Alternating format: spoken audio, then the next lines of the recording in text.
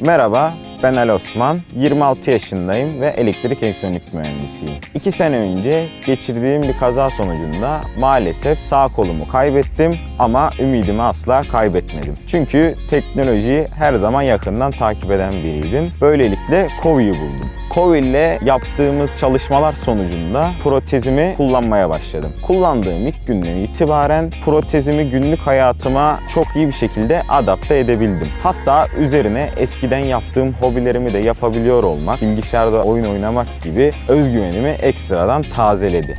Teknolojik gelişmeleri hala çok yakından takip ediyorum ama bundan sonra Kovi El her zaman bir numaram olacak. Her ne kadar dış görünüşüm farklı olsa da çevrem ve arkadaşlarım tarafından yarı robota benzetilmeye de gittikçe alışıyorum.